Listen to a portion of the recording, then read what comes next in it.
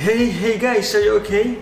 Welcome back to my channel. My name is Jessie, and for this video, I will be baking the best brownies. But not your ordinary brownies. So, let's start.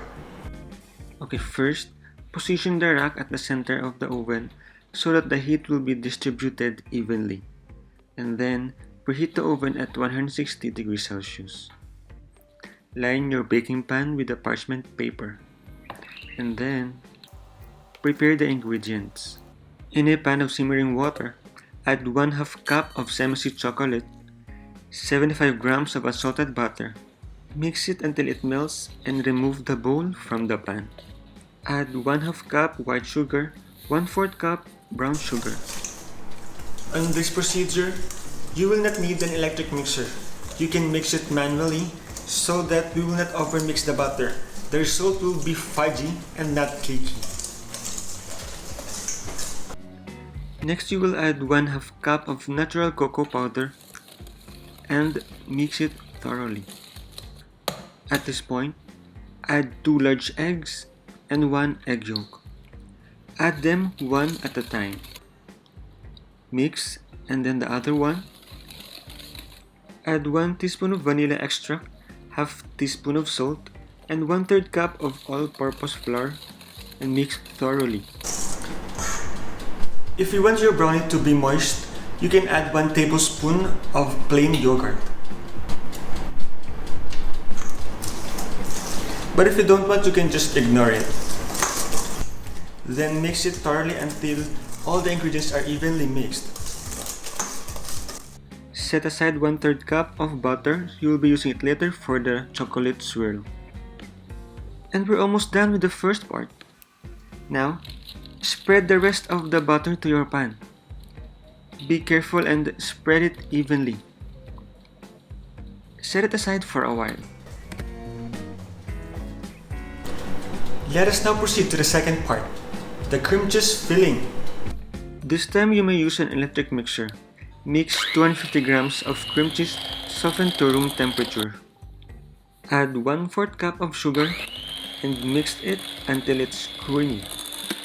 Add 1/2 teaspoon of vanilla essence and then mix.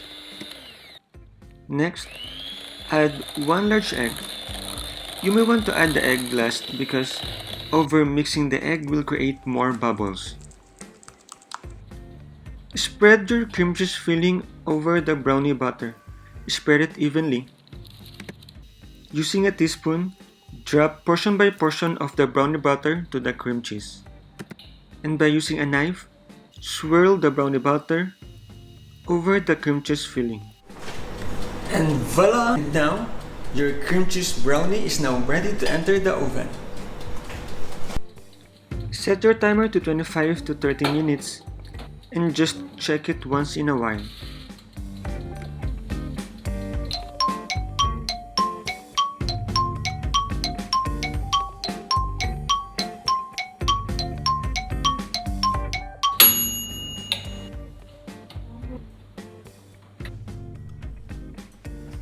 And now it's done. And now what you're gonna do is let it cool.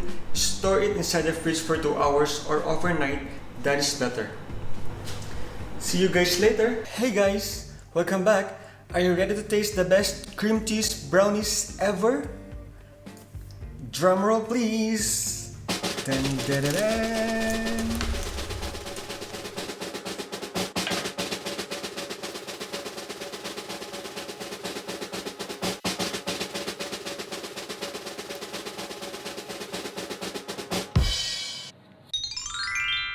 The best cream cheese brownies ever.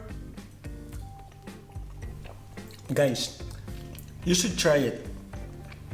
This will be the best cream cheese brownies ever. I promise. Bye guys. Thank you for watching and don't forget to subscribe. Salamat.